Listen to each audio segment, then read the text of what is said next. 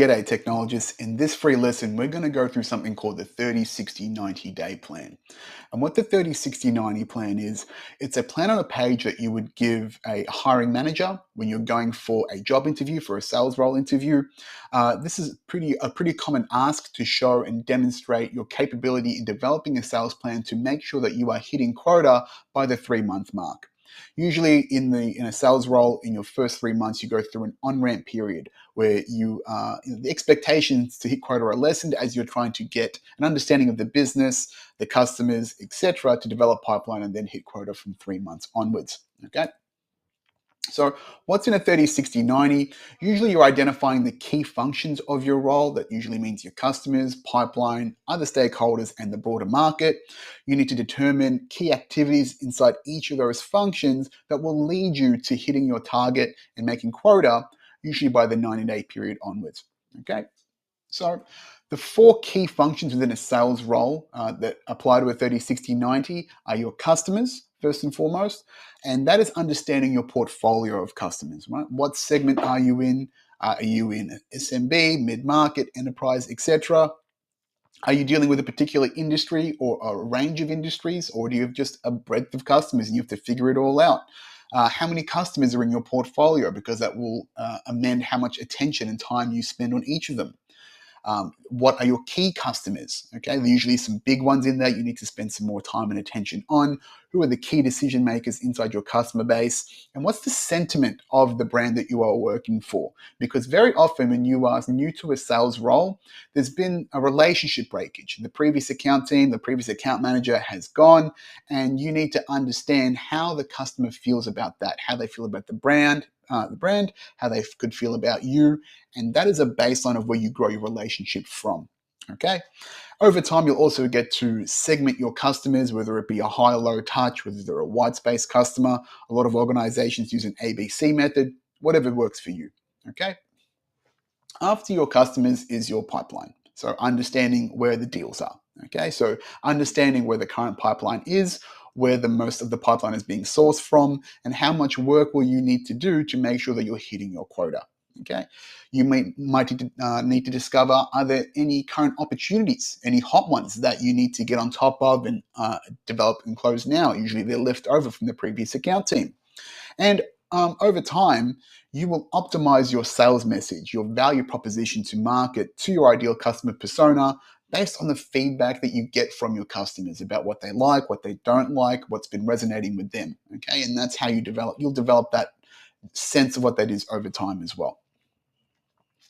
The third key function is your stakeholders. Okay, so outside of you and your customers, you're going to have some other major stakeholders. It could be an engineer, it could be your managers, it could be partners if you're working in a partner ecosystem, or other resources, your executive leadership team, for example.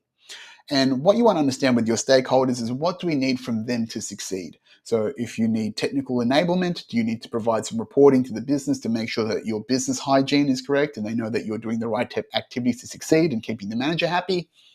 And how you keep these stakeholders engaged in what you're doing to make sure that they're contributing to your success and making sure there's win-wins in the time and effort they put into you succeeding in your role. The fourth key function is the market itself, okay, the broader playing field.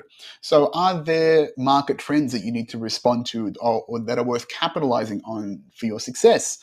Where are your customers' trusted resources in the market? Are there certain industry influences? Are there associations? Do they love to use Reddit? Okay, it's all useful sources of the public.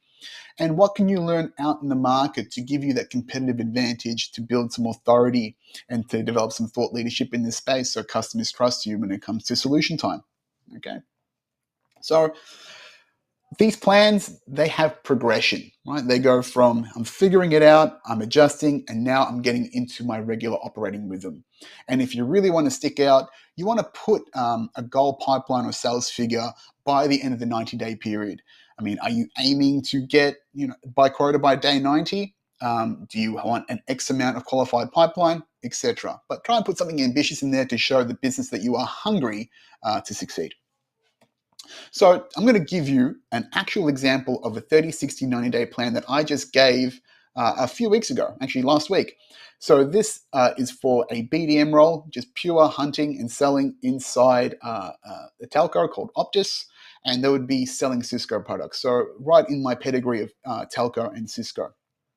And so with this plan, you can see here the 4 key areas, the 4 key functions, and I'm just doing the fundamentals in my first 30 days. I'm connecting with the team, I'm getting to know them, who's who in the zoo, are there any opportunities I need to jump on top of and get across, because there might be things that are left over from the previous account team.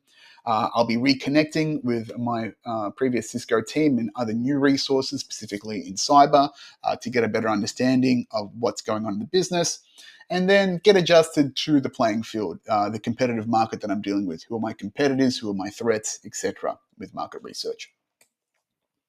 In the 60-day mark, I'm starting to develop. I should have a good, decent finger on the pulse of what I need to be doing every day. Who are the key value pools? So the key customers, maybe there's certain industries or certain territories that I need to be dealing with that'll provide the most pipeline. I'm getting up to speed and really sinking in all of this new enablement of the new products and solutions that I have to sell. And then I'm developing these strategies. I'm trying to figure out who is successful in my market and who I need to be challenging in the ecosystem of my competitors to go, hey, they might do this, but we do this better. Okay, and that's all part of the market research. By day 90, I want to have a good operating rhythm and cadence. And as you can see there in the red, I've got a target of having 5 mil of qualified pipeline by the 90-day mark. Ambitious for what the role entails. I'm not exactly sure if I'll hit that, but again, based on what I understand about the ecosystem, and again, to show that drive, I'm going to put that number out there and see if I can achieve it. Okay, but as far as the activities that I'm doing, I'm engaging customers. They should know me by now. I should be repositioning with the right people, the technical and the financial stakeholders in all of my opportunities.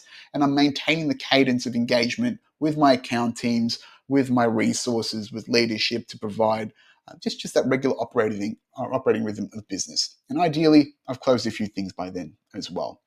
So that's really how you present that. Just a simple template, 30, 60, 90 days over those 4 key areas. I've used this template for years now on about three or four different interviews. Never had any issues, always had great feedback from it. So there's a free template for this inside Tech Sales Academy, as well as this lesson.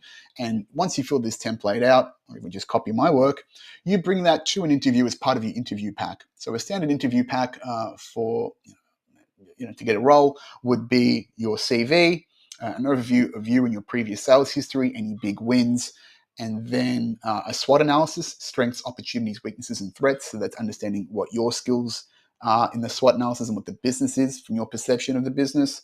And then the 30, 60, 90 there. That's a pretty solid pack for you to use. And then you would just present it and discuss it during your interview process if you've got time, and get feedback. It's never going to be perfect. There's obviously going to be some feedback because you don't know what the role is exactly unless you've been in it already. So it's just good to have that dialogue with the management about how you're going to go about it. They'll give you some advice based on their experience. But that proactivity, that level of detail and care puts you ahead of the pack. Okay, so definitely invest in doing one of these when you can.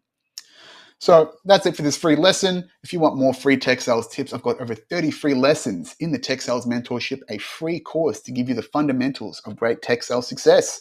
You can find that at school.com/Tech Sales Academy. See you in there.